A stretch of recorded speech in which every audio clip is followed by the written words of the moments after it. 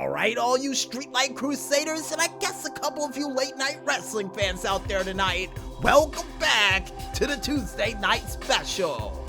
And now it's time for us to talk about what happened during this week's edition of Monday Night Raw from Bakersfeild, California.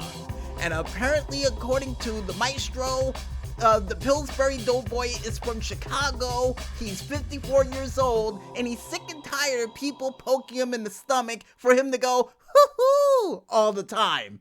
But they still do it. But he still gets a kick out of it. So nobody can tell if he's joking or not. Which is sad.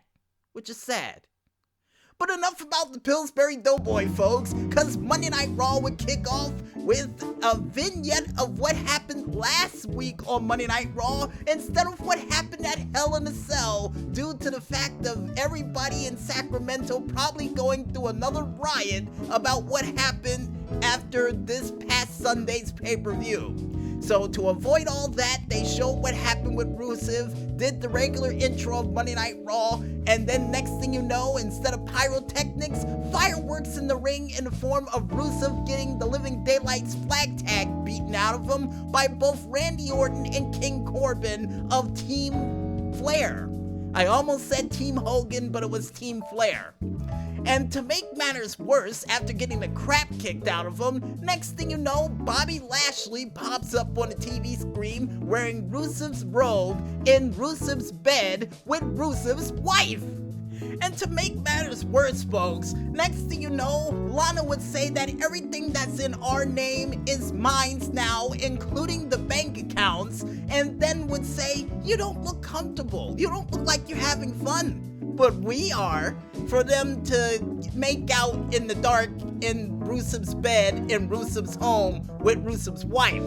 So Rusev in the ring, respectively, in tears about what's going on, only for Randy Orton and Baron Corbin to laugh at his pain, which would be the worst thing for them to do, because Rusev would turn his sorrow into anger and decide to take it out on both Randy Orton and Baron Corbin, giving them both a Bulgarian beatdown with Machika kicks over the barricades, hitting them with stairs, and even sending them into the fans after the Machika kicks that he did earlier. So yeah, Rusev properly pissed, and rightfully so, and I got a bad feeling of what's gonna happen to Bobby Lashley during that match during Crown Jewel on Halloween night. Should be a good one, but unfortunately we will not be able to see it due to time zone regulations. But besides that, folks, the next thing to take place on Monday Night Raw would be none other than a last woman standing match between none other than Lacey Evans going one-on-one against the Queen of Hearts herself, Natalya. And during this match, or should I say before this match could even begin, Lacey Evans promising to take out the trash known as Natalya during this match and ending this once and for all, only for Natalya to take offense to this and beat the Living Daylights flag tag out of Lacey Evans to kick off this match, only for Lacey Evans to weather the storm, throw her into a chair by the ringside by the timekeeper's area, use kendo sticks to try to take out the Queen of Hearts, and even decided to latch her into the chair, kick her in the face, and almost win the match because Natalya had to struggle to get out of the kendo stick that she was attached to in the chair. But ultimately, Lacey Evans' downfall would come the second they would start fighting up the ramp, and Lacey Evans would have the bright idea of trying to do a superplex off the stage onto the table by the said stage that looks like a skee ball ramp, only for her to get powerbombed through the table that was over by the stage, for Lacey Evans not to be able to respond to the count of 10, and for Natalya to finally end this once and for all via last woman standing in this case. Now, the funniest thing we forgot to mention that did happen during this match, folks, is the fact that Lacey Evans and Natalya kept trying to throw each other up that skee ball ramp for Monday Night Raw, which for some strange reason while they were doing that, I thought there was gonna light up the side of the ramp, showing an etch mark of how high one through the other, like if it was actually skee ball, but it didn't happen. Don't know why that image got into my head, probably because of The Price is Right, but to get back on track for Monday Night Raw, folks, the next match to take place on Raw would be none other than the Viking Raiders going one-on-one against Dolph Ziggler and Robert Roode. And during this said match, the Viking Raiders would be on a rampage against the tag team champions, even though the tag team champions would be able to pull off not only a leaping DDT to Eric on the outside of the ring, it would also be able to do a very cool combinational move of a double R spinebuster zigzag combination for a near fall. But ultimately, the Viking Raiders would send Dolph Ziggler on a Viking experience like no other by tossing him up into the air and hitting him with the Viking experience, taking out the tag team champions via pinfall. And then later on that night would promise to take the tag team championships next week on Monday Night Raw. And as a matter of fact, it would be made official that they would get their title shot as of next week. Nice! But will the Viking Raiders be able to seal the deal next week? Who knows? Who knows? And the next thing to take place on Monday Night Raw before I could possibly forget, besides Aleister Black getting taunted by the Bollywood boys, you had Rey Mysterio on screen talking about what happened during last week's edition of SmackDown, where Brock Lesnar, after beating Kofi Kingston in 6 seconds for the WWE Championship, would enlist the help of Cain Velasquez to help get his revenge on one Brock Lesnar. And would say that Cain Velasquez actually visited him in the hospital to try to help him out in his time of need after what happened to his son Dominic, who is still recovering at home. And would say that this is not the last time that Cain Velasquez will get his hands on one Brock Lesnar. So don't tell me this is going to lead into some form of WWE UFC fight between Cain Velasquez and Brock Lesnar at WrestleMania or at the Survivor Series, because that's the only logical choice I see it happening. But then again, it could not. They could wait till Mania. Who knows? And back to our regularly scheduled programming, besides Rey Mysterio trying to get his revenge, the next match to take place on Monday Night Raw would be the Bollywood boys of Sunil and Samir Singh calling out one Aleister Black who wanted to pick a fight with somebody on Monday Night Raw. And the Bollywood boys would regret calling him out because they would suffer the wrath of not only roundhouse kicks to the head, moonsaults, and a whole series of kicks to the face that would eventually lead to one of the Bollywood boys, I think it was Samil, I can't tell them apart, don't ask me why, would end up getting put in a modified Dragon Sleeper for Aleister Black to win this match via submission. And the fact that they're calling themselves now the Bollywood boys and would come out with an Oscar or an Emmy of some type with the little camera thing in the background, it's pretty funny. I would say it reminds me of the Hollywood Blondes, but they never came out with an Oscar when they ever came down to the ring. You know, they should have. They really should have. And after that match was over, folks, the next match to take place on Monday Night Raw would feature the OC going one-on-one against the Lucha House Party. And during this match, folks, the OC was not in the mood for a good time. They got embarrassed at Hell in a Cell. They got embarrassed last week by the Viking Raiders, and they've been on a losing streak a mile long ever since they lost focus and the tag team championships, and would take it out on the Lucha House Party tonight. Even though the Lucha House Party was able to pull off cool moves like Lince Dorado standing on the shoulders of Grand Metalik to do a high diving splash for a near fall, or even Kalisto pulling off a Hurricane Rana to AJ Styles that actually knocked them back first into the bottom rope, and even a low ground version of a Hurricane Rana for a near fall. but after the Phenomenal One finally got his footing, he would be able to hit a Pele after reversing the Salida del Sol, and then knocking out poor Kalisto with a phenomenal forearm to win this match via pinfall. But after that was over, they would say that's not enough and would take out Grand Metalik with a Magic Killer, and then would take out Lince Dorado with a second rope Styles Clash to prove who runs the place around here, and the OC was the answer. That's who. And in a backstage interview with Charlie Caruso telling them that they may get split up with the upcoming draft that will take place as of this Friday night for SmackDown, they would say that they're not worried and that they're gonna stay together because that's just too sweet. So yeah, they don't believe they're gonna get split up by the draft, but a classic example of people getting split up by a draft, Matt and Jeff Hardy, the Dudley Boys, and I do believe Carlito and, Primo? But then again, Primo tagged with Epico later on in that year, even though the draft happened, so yeah, that's a thing.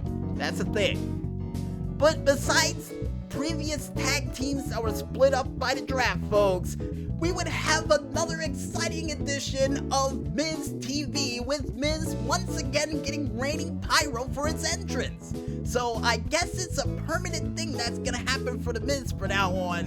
And his first guest of his next episode of Miz TV would be none other than a victorious Becky Lynch and another victorious person from Hell in a Cell in the form of the Queen City's own Charlotte Flair.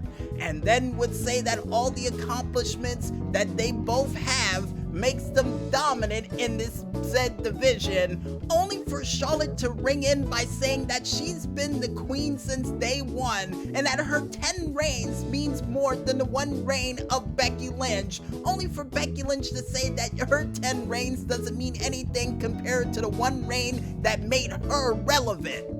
And before they could try to bite each other heads off with back and forth quips, next thing you know, they would be told that the Kabuki Warriors would be facing off against them both in a championship showcase match.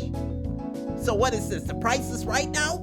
Well, besides that, folks, during this match, action will go back and forth, including Charlotte pulling off some very impressive exploder suplexes and even a kick to the face to Kairi Sane during this said match, and even the man Becky Lynch coming back during this match trying to take out the Kabuki Warriors as well. But unfortunately, this match will come to an end that again after Becky Lynch would have the disarmer locked on one Kairi Sane, only for Asuka to come from out of nowhere with a green miss, giving Kairi Sane enough of an opportunity to roll up Becky Lynch, giving them the win and the victory during this said match via pinfall. But after the match was over and the beatdown began by Charlotte that would ended up getting her in a leg vice and then the crap kicked out of her by Asuka, would see the former tag team champions of Alexa Bliss and Nikki Cross coming down to the ring for a little bit of revenge, and would be able to exact it thanks to Little Miss Bliss hitting 2 blissful DDTs on not only Asuka, but also the pirate princess herself, Kairi Sane. So yeah, they were pissed off and said nobody was safe at Hell in a Cell, and proved it tonight on Monday Night Raw. Will this lead to them having a tag team championship match at the Survivor Series? Unfortunately, no, since no titles have really been on the line at the Survivor Series for well over, 3 years now? Which I think that should change, but chances are it won't. It really won't. And besides that potential tag team match that may or may not happen at the Survivor Series, meanwhile backstage we would be greeted with yet another classic vignette from the Authors of Pain, saying that they had to fight when they were children to bring food home to their family and to everyone else, and would say that they're willing to take their food, take their money, and take out the competitions and even their careers in the ring, proving that the current tag teams of WWE is not hungry enough to fight against the Authors of Pain. So I got a feeling by the time the draft rolls around, depending on whichever show they go on, somebody is going to get very hurt when they get into the ring. And hopefully they have Paul Elrig or somebody to manage them for this time around, but I got a feeling they're gonna fly solo, especially after the whole thing with Drake Maverick. Yeah, definitely gonna fly solo this time around. It should be good. But besides the future of the Authors of Pain and whichever show they go on to for the draft, the main event for the evening, and yes, I said that right folks, main event match of the evening, which would be a draft showcase match that would feature none other than Apollo Crews going one-on-one against Ricochet. And prior to this match going down, besides the Street Profits trying to guess who's gonna get drafted where, you would hear a back and forth conversation of saying it's nothing personal, but it's a chance for me to showcase my skills to see what show I truly belong in by both competitors from both sides. And during this match, the Uha Nation would show what skills he has by not only doing an impressive series of enziguris and even moonsaults during the said contest, but you would also see Ricochet firing back with a couple of backflip kicks and enziguris of his own. But ultimately, due to one slip up by Apollo Crews, the one and only Ricochet would be able to strike with his recoiled triggered knee, only to win this match and to prove that he deserves to be on a brand of his choosing via pinfall. And I think after winning that match, I really do think with these brand showcase matches that should have happened earlier than now, they should be able to pick which show they should be on if they win the match. But since it has no meaning, we can only find out what show they're gonna get drafted to this Friday on SmackDown. Which, by the way, folks, we will reveal who got drafted where for what show, most likely next week for the Tuesday Night Special. Yeah, that sounds fair, right, Maestro? According to the Maestro, he's giving me the thumbs up along with the PR department. So next week, folks, we will reveal who gets drafted where. But before we go any further into next week, folks, next thing you know, Tyson Fury, after what happened at SmackDown Live for Friday night, would come out and demand an apology from one Braun Strowman after throwing Dolph Ziggler into him after that incident during the 6-man tag team match, only to not get an apology, but to get called out about his boxing record, for Tyson Fury to say, well, how many championships have you won, Braun Strowman? For Braun Strowman to actually give him a mean glare, and for him to get pushed by Tyson Fury, leading to an all-out battle in the ring where Braun Strowman would lift him up in the corner and they would get in a slugfest in California that now has become Budapest due to the slugfest. That would get broken up by security guards, that would get knocked out left and right by both Braun Strowman and Tyson Fury, only for the locker room to spill out to break up the fight, and for Braun Strowman to go backstage to get interviewed, for him to say Tyson Fury's one tough son of a bitch, but then at the same time to say after what he pulled in that ring, not only he's not gonna get an apology, but he's gonna get these hands. Only for him to go back out toward the ring and then get in another melee and a waylay of a melee with Tyson Fury to close out Monday Night Raw for this week. So chances are, folks, for those who remembered WrestleMania 13 or the earlier WrestleManias with the Brawl for Alls, it looks like we're heading toward that road with Tyson Fury and one Braun Strowman. And who do I think is gonna win? Tyson Fury. Because the last celebrity who came in who was a boxer and beat up a wrestler who was twice his size would be one Mayweather against Big Show. But then again, I think they're both the same height and fight in the same weight class, so to speak, so I'm still giving it to Tyson Fury, because I think he's tougher than him. Or not. I don't know. It should be exciting. but I will give a further prediction once they make that match official. But before they do that, folks, I think it's time for us to go grab a glass of water, and when we return, we'll be back with more of the Streetlight Delight as the Tuesday Night Special continues right after this. So don't go anywhere just yet, folks, and stay tuned.